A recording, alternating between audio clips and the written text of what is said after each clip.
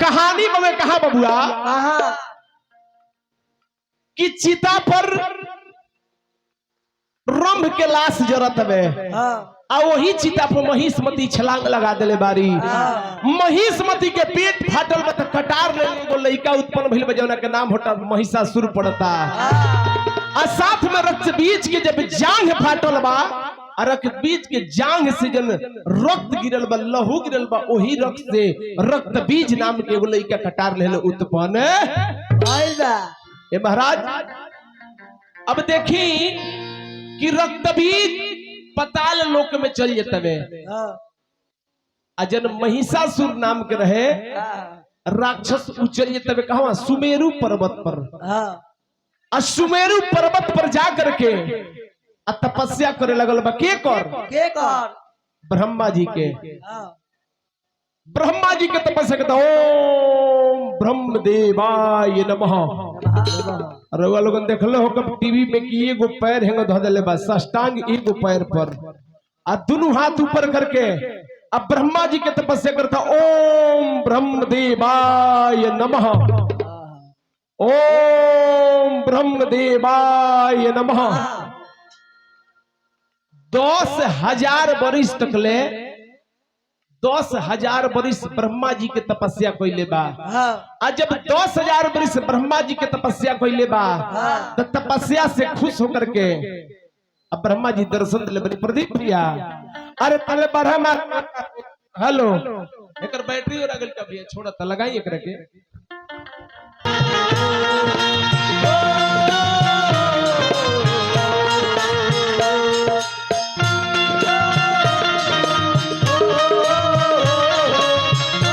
Hello hello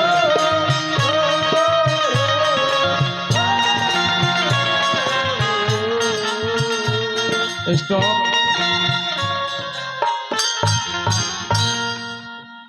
अब जान जाए कि ब्रह्मा जी के तपस्या करत में ब्रह्मा जी ओकरा तपस्या से प्रसन्न हो गए। प्रदीप भैया अले तले ब्रह्मा बाबा देखो मूर्तिमान हो गइले।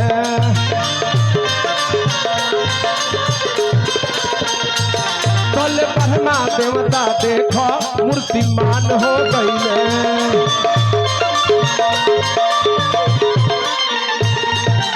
अब ब्रह्मा जी दर्शन दिले बनी। अरे महिषासुर तपस्या करता ओम ब्रह्म देवाय नमः। ब्रह्मा जी कहतनी अरे वत्स जागो ध्यान के तुरंत नहीं देखो कि के आई बवे। महिषासुर के जब आंख खुलल बा ब्रह्मा जी के अपना सामने देखले बा। ब्रह्मा जी के जाके चरण में पड़ गई बा कहता हे ब्रह्मदेव 10,000 वर्ष से मैं आपका तपस्या कर रहा था और आज आप प्रसन्न होकर के हमको दर्शन दिए हैं। ब्रह्मा जी कहते कि ये चेला सुनो सुना सुना चेला तू तो मांगो परतनवा ताहरा हम मनवा के पूरा दम यारा मनवा।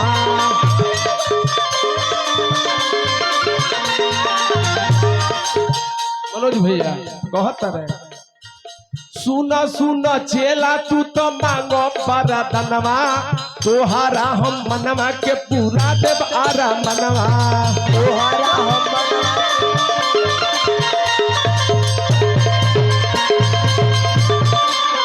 बबुआ हाला पड़ल सदरी तोर पे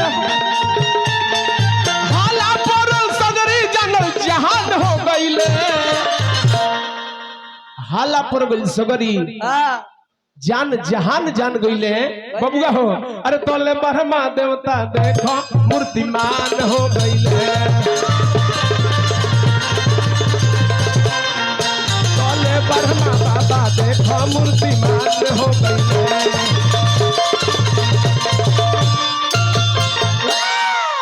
ब्रह्मदेव कहत रहे अरे वत्स महिषासुर हम तेरे तपस्या से प्रसन्न हैं। हमसे वरदान मांगो। मांगो क्या चाहते हो? क्या चाहिए बालक? मैं तुम्हारे मन का इच्छा पूर्ण करने के लिए साक्षात दर्शन दे दिया हूँ। अब महिषासुर कहता कि हे ब्रह्मदेव यदि आप मेरी तपस्या से प्रसन्न हैं तो मुझे ऐसा वरदान दीजिए कि इस पूरी सृष्टि में मुझे कोई नहीं मार सकता है। अब वर्मा जी जब ये बात सुन तो कदर के यह तो हर बाबू जी कहत रहे। तोर बपो ये वरदान मांगले रहे हाँ कि ऐसने बेटा हो केहू से मोरइबे मत करो हाँ आ ओकरे वरदान में ते मांगत रे हाँ। अतः ब्रह्मदेव मुझे ऐसा ही वरदान चाहिए कि इस पूरी सृष्टि में हाँ। कोई मुझे मार नहीं सकता। ब्रह्मा जी कहते रहे कि देख ऐसे ना होला हाँ तो कहता कि तब हम और 10,000 बरस तपस्या करो हाँ। लेकिन वरदान हमरा इहे चाहिए चाहे कहते रहे कि सुनते तपस्या मत कर हाँ। तोरा वरदान न चाहिए ए तो जो तोरा के वरदान देहनी हाँ। कि यह दुनिया में नाग गंधर्व किन्नर रोगी ढोंगी भोंगी किसी से तुम्हारा मृत्यु नहीं होगा लेकिन एक चीज से तुमको बच के रहना है क्या? तेरा मृत्यु किसी भी इंसान से किसी भी देवता के हाथों से नहीं होगा नहीं। मैं ब्रह्मदेव होकर के ये बात कहता हूँ कि मैं ब्रह्मा होकर भी तुम्हारा संहार नहीं कर सकता लेकिन अगर तेरी मृत्यु होगी तो वो किसी अबला नारी के हाथ से ही तुम्हारी मृत्यु ऐसे नारी से बच के रही है।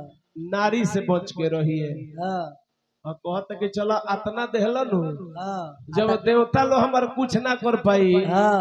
तो अबला नारी हमार का बिगाड़ी है क्या करी है? ये महाराज अब महिषासुर वरदान पा करके औने से ओठत चलल बवे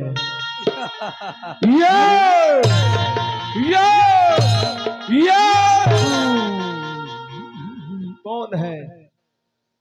कौन है जो इस महिषा से आज आकर के एक एक हाथ कर ले कौन है जो इस महिषा से आकर के दो दो हाथ कर ले बहुत बबुआ अरे तो गर्दा उड़ा दो अरे तो गर्दा उड़ा दे भाई सारा रे दंगलवा कौन है अरे तो भाई सारा रे दंगलवा में अरे तो गर्दा उड़ा दे सारा रे दंगलवा गर्दा उड़ा दे सारा रे दंगलवा में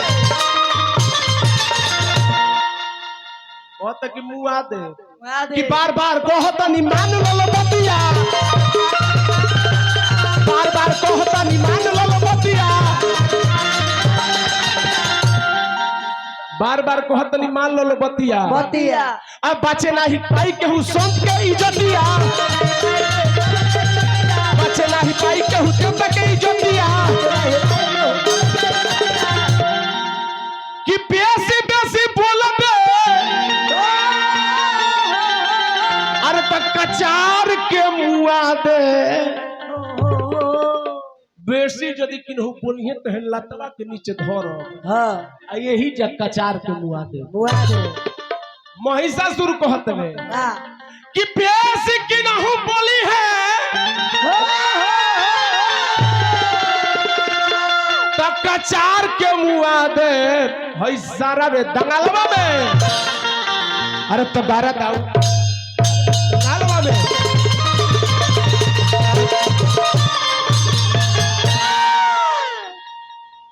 बबुआ हो सारा देवी देवता लोग के रेस को दिले बा जिन साधु भेटाता रहे ललाट के चंदन चाट जाता जहाँ कोई जग हो देखत हवे जग में लेके हड्डी डाल देता खून के धार जग जहाँ होता हो जब बहवावे लगत हवे मांस के लोथड़ा ले आके जब फेंक देता हवे देवता लोग त्राही माम हो गइल बवे अब इन्हें पूरा त्राही माम मचावत पहुंचल बा कहां बा त देखी राक्षस कुल के गुरु रहले गुरु शुक्राचार्य जी राक्षस लोग के गुरु रहले शुक्राचार्य जी अब शुक्राचार्य के लगे जब एकरा शक्ति मिलल बा त देखी ना जब केहू के शक्ति मिली अच्छा हमनी की हम विचार करब चाचा जी हमनी की हम दुर्गा जी की पूजा होता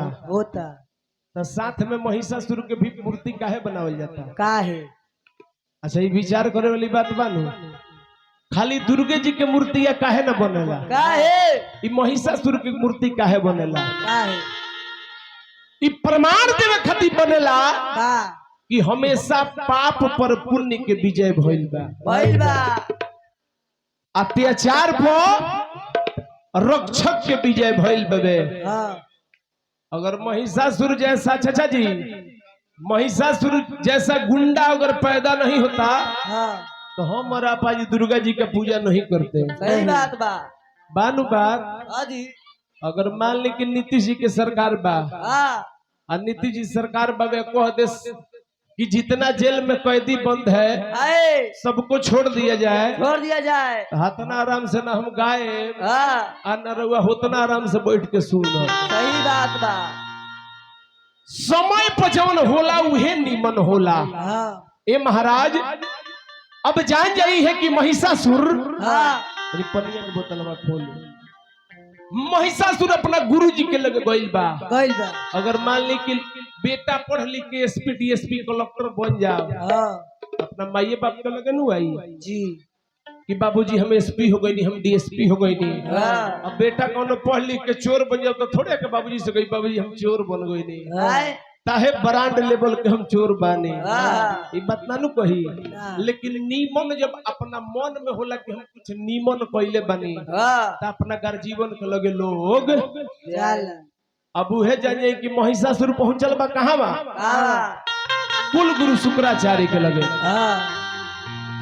बताई गुरुजी, हम तो पूरा विजयी पा गए। कहत कि गुरुदेव कि हाथ जोड़ी पूजी ले,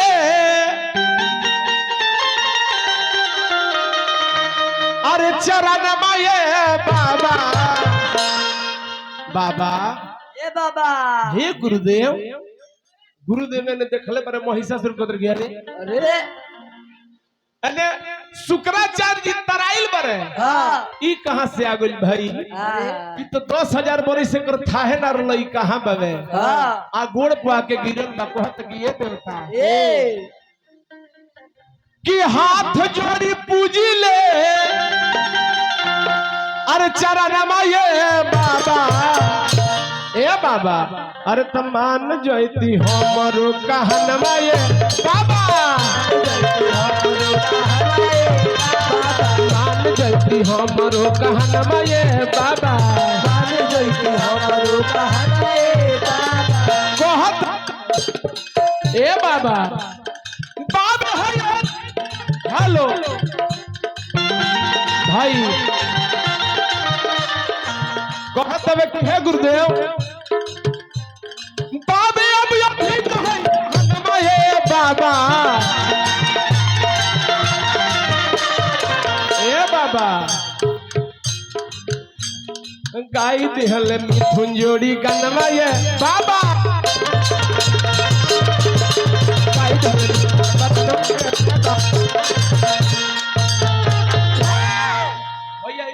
अच्छा, एक बात छोड़ी तो फिर देख ली बबुआ हो।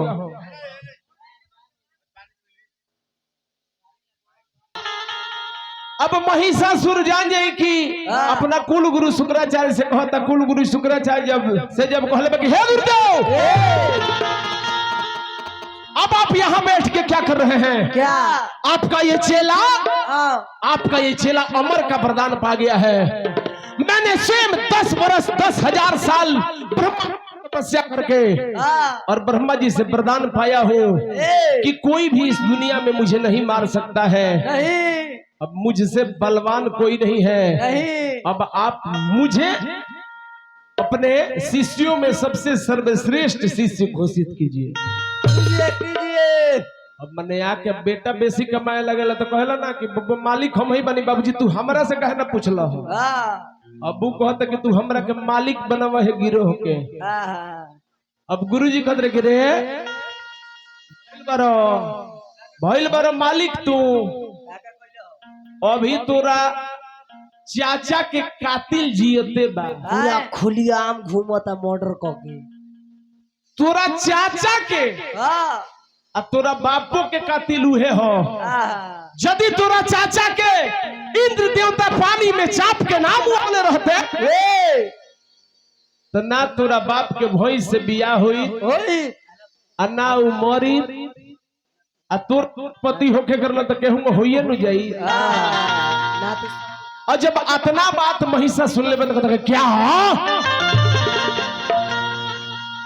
मेरे चाचा का हेलो यार तुम दिमाग खराब कर दे रहे यार। अब देखी है भैया अपनी सब प्रसंग पर ध्यान दी। अब महिषासुर कहता कि क्या अरे मेरे चाचा का कत्ल इंद्र ने किया था। अभी लोग घूमता इंद्र की ये मजाल मेरे चाचा का खून कर दिया। दूत के अपना बोला बैटरी में दिक्कत नहीं के भैया कहीं और दिक्कत बुझा तो भइल बा। कहता कि रे दूत इंद्र के लगे वही जो अब दूत के बुला के इंद्र के लगे भेजे तो कहता कि जाके इंद्र से कह दे कि महिषासुर के आदेश बा कि जल्दी से जल्दी इंद्र अपन इंद्रासन गद्दी छोड़ दे। यदि इंद्र गद्दी ना है तो जाके कह दे कि ओकरा महिषासुर से लड़ाई करे के पड़ी। अब दूत पहुंचल बा कहावा। अब जान जाए कि दूत गइल बा। दूत जाके कहता कि इंद्र मेरे महाराज महिषासुर का आदेश है। मेरे महिषासुर महाराज का आदेश है कि इंद्र से जाकर के इंद्र जल्दी से जल्दी अपनी गद्दी छोड़ दे। अब जब इंद्र देवता इतना बात सुन ले बरे जी तो अरे तोर महाराज महिषासुर को लहन कि हम गद्दी छोड़ दी अन्ना छोड़ तू हमरे से लड़ाई करी।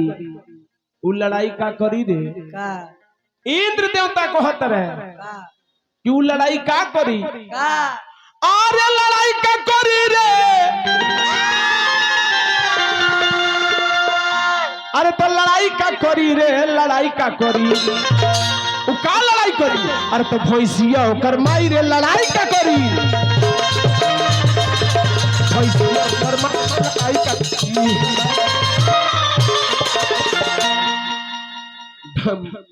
जब हम कुछ बोला तनी माइक ऑफ हो जाता है। बबुआ हो भैया हो वो लड़ाई का करी कि बेसी जल्दी बोली जाके कह दे अपना महिषासुर से वो भैंस के औलाद हो इंद्रासन के मालिक इंद्र देवता से वो लड़ाई करी मुआ दे। कह दे के मुआ दे कि बेसी जल्दी बोली ओकर सिंह ही आ तुराई रे लड़ाई का करी। भैंस के औलाद हमरा से झुराई कि बेसी जल्दी बोली अरे ओकर सिंह ही आ तुराई रे लड़ाई का ए भैया आ तो भैंसिया ओकर माई रे लड़ाई का करी।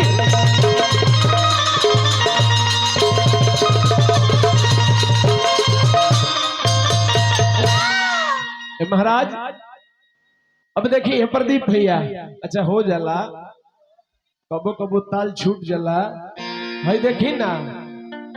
अच्छा चाचा जी जे रोज जे पौड़ेला उहे डूबेला।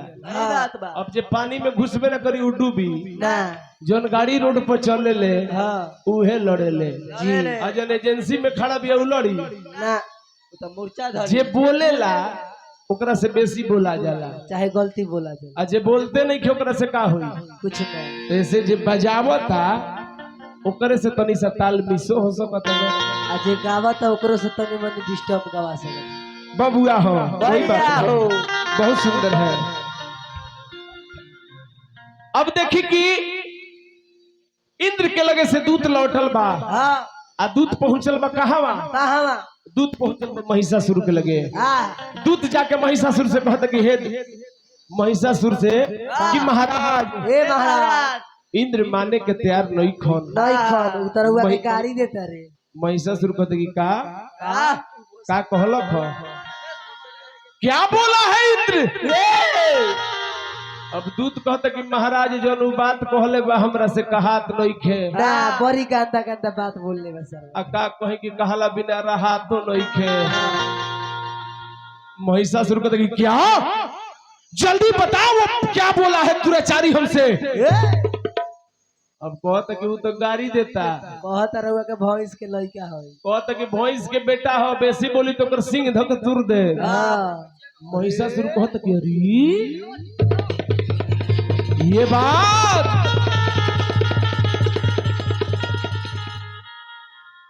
इनकी मजाल, सेनापति चिछुर। अब जानिए कि महिषासुर के सेनापति रहे चिछुर नाम के राक्षस। चिछुर देवी भागवत के दूसर का अध्याय में लिखा था बबुआ चिछुर। अब महिषासुर कहता कि सेनापति चिछुर जल्दी से जल्दी सेना को तैयार करो और सारी सेना में जाकर के पूरे सैनिकों से ऐलान कर दो कि आज इंद्रासन पे चढ़ाई करना है और इंद्र की इंद्रासन को छीन देना है। अब महिषासुर जान जाए कि पहुंचल बा कहां, इंद्र लोक में। अच्छा जाके अब देखी कि है लड़ाई लागल बा देवता में या दानव में। अब इंद्र देवता अपन पूरा जमात जोड़ले बारे कि महिषा लड़ाई करे खातिर चल देले बा। अब इंद्रो देवता जितना देवता बुझाइल बा उतना देवता बोला के अपन टाइट के बारे कि आज मरबे करब। मनोज भैया सारा जना के उठा कि लड़ाइया भइला भारी, आ लड़ाइया भइले भारी देवता और दानों में। ए बबुआ, अरे देवता और दानों में, अरे तो लड़ैया भइले भारी देवता और दानों में, लड़ैया भइले भारी देवता और दानों में। बबुआ हो, अरे टरलो से कबो उहो वीर नहीं डरेला, टरलो से कबो उ वीर नहीं डरेला। सारा देवता लोग बाण मारो तवे, आपने बाण कट जता ओकर बाण हिंगे टाइटे रहता। केहू देवता के कोनो तलवार फिर से ओकरा पर काम करता ना कि टरलो से टरे ना ही वीर उह डरेला, टरेला से के डरो वीर ना ही डरेला। ए बबुआ, अरे जेकरा के मारे उहे दरिया पे मरेला,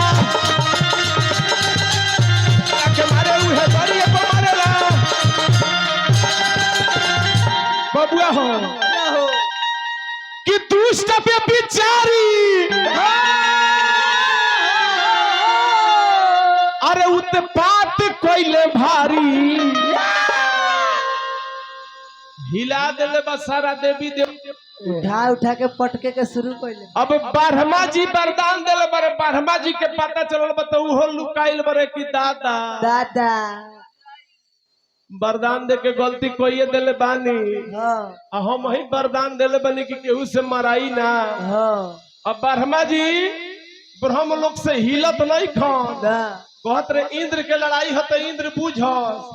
अच्छा मान ली कि हमरा रुआ झगड़ा भइल बा, अरे वो लगे कतना हथियार बहई अगर जानत रहे तो हमरा पीछे ही है लड़े खातिर ना, तो ये तो बुझत रहे कि बाबा जो ही है जाके जो ठोका जाई है। अब ब्रह्मा जी लड़ाई में जात नहीं खो कि दुष्ट पे बिचारी, अरे छल कोइले भारी, अरे तो देवता और दानों में। प्रदीप भैया, अरे तो लड़ैया भैया भारी देवता और दानों में, लड़ैया भैया भारी देवता और दानों में। सारा देवी देवता लोग भाग चलल, सारा देवी देवता लोग भाग चलल बबुआ। हाँ भैया, जाके एगो पर्वत के आड़ लेके खड़ा बालो हनु। अब पर्वत के आड़ खड़ा होकर के देवता लोग पहले गिरोह बनावल, कहते कि बोलो हमनी 100 आदमी बानी सो जी। अब ब्रह्मा जी व भोले नुल हवे, हमनी 100 आदमी पे भारी पड़ता। अब ब्रह्मा जी वरदान दे के गोली हो गई बारे। ब्रह्मा जी के था नहीं खे अब देवता लोग के लगे कोनो उपाय नहीं खे। नहीं खे।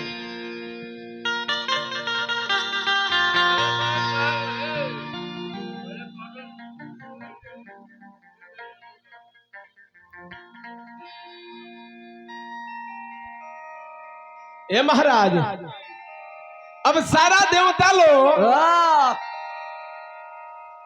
राय करो तक अब एगो काम करो लोगन का अब ब्रह्मा जी जब वरदान देले बार है तो उहे नु बताई है कि एकर काट कौनसी बा। अब सारा देवी देवता लोग पहुंच गए कहां ब्रह्मा जी के लगे। अब ब्रह्मा जी तो बात बुझते रहले। ब्रह्मा जी झूठो खानी आंख मूंद लेले बारे।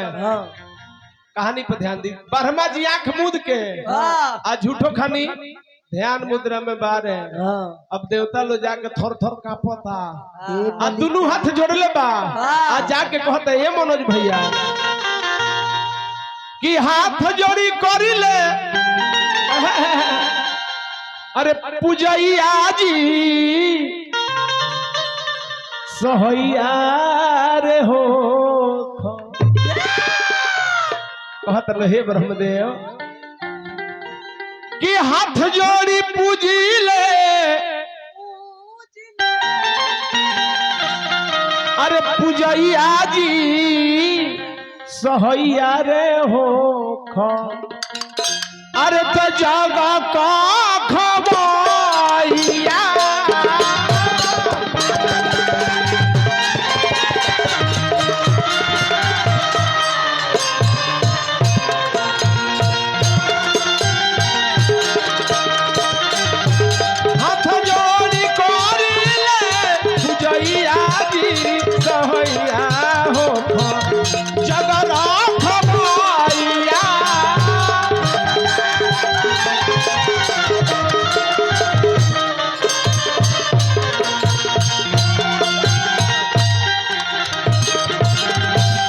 लो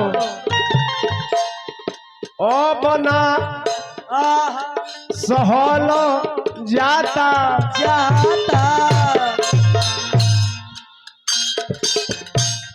अबना सहल अबना सहल अबना धात्रिक धात्रिक धा कहता लो देवता लोग ब्रह्मा जी से कि हे ब्रह्मदेव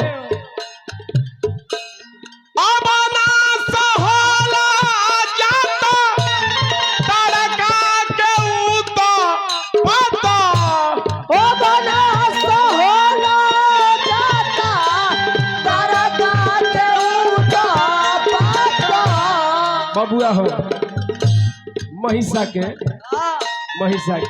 ऐसा के ओ बना सहला जाता महिषा के उतो पाता ओ बना सहला जाता महिषा के उतो पाता। ए बाबा गा के कहले अरे मिथुन गवैया जी सहैया रे हो। अब चलिए यही जो हमने कतरी से छपरा जिला रोल के घुमाए दिन लगा वो चौगुन बबुआ कि गा के कहले अरे मिथुन अरे गवैया जी अरे सहैया रे हो प्रदीप भैया अरे तो ज्यादा राख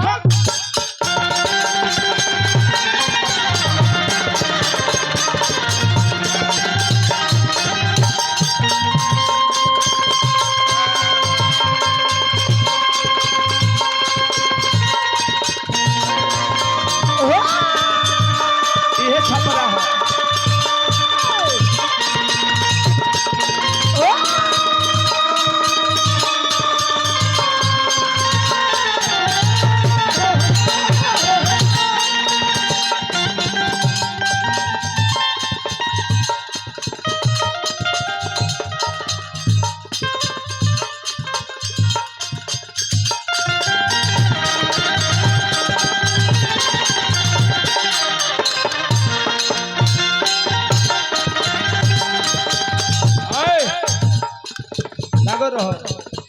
अबना सहला अबना सहला हर तय अबना सहला अबना सहला हर तय अबना सहला अबना सहला अरे अबना सहला जाता अरे पपिया के उतो पातो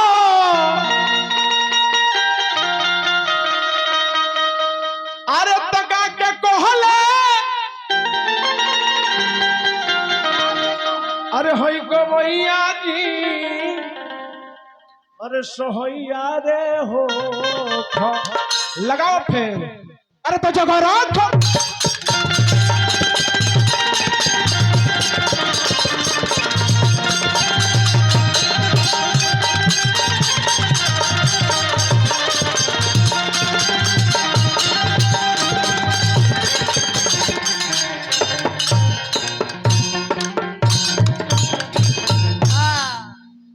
महाराज अब है माई दुर्गा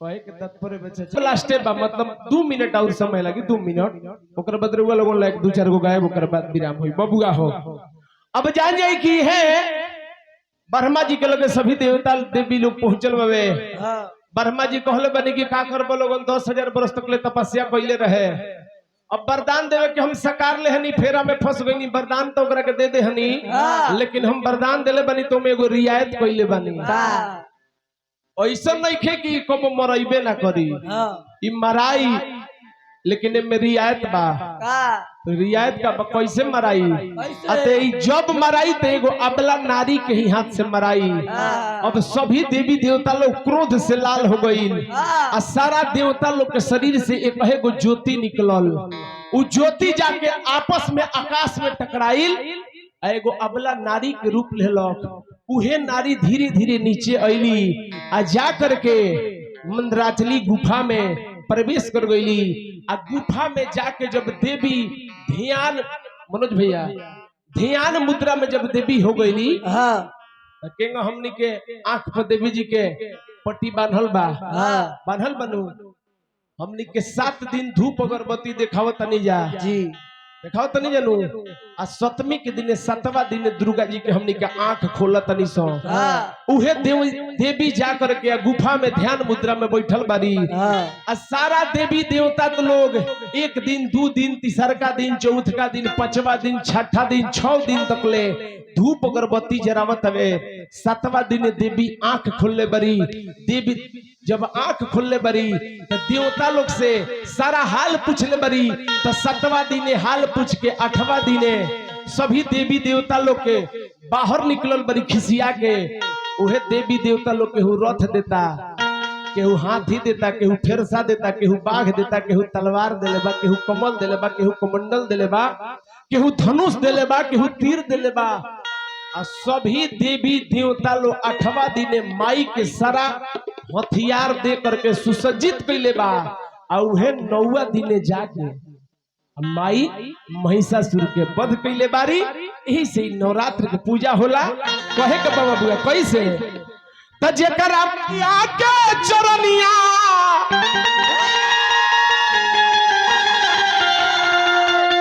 यही से कहल बा कि जेकर के चरनिया से प्यार हो जाला ए बबुआ ओकर नैया भवसागर से पार हो जाला ओकर नैया भवसागर से पार हो जाला जेकर मैया के चरनिया से प्यार हो जाला जेकर मैया के चरनिया से प्यार हो जाला रे ओकर नैया भवसागर से पार हो जाला ओकर नैया भवसागर से पार हो जाला ए बबुआ मास्टर कहे के बा उहे हई दुर्गा हई उहे पार्वती हो उहे हई दुर्गा काली उहे पार्वती हो उहे माई सीता हई उहे सरस्वती हो उहे माई सीता हई उहे सरस्वती हो माई माई एक ही गुबारी रूपवा अनेक बने विचार करे के बा उहे है दुर्गा काली उहे पार्वती हो उहे माई सती हई उहे सरस्वती हो ए चाचा जी जे मैया के डोल के कहार हो जाला जे मैया के डोल के कहार हो जाला रे ओकर मैया सागर से पार हो जाला ओकर मैया सागर से पार हो जाला। चलिए आई यही जे माई दुर्गा के कथा संपन्न भइल।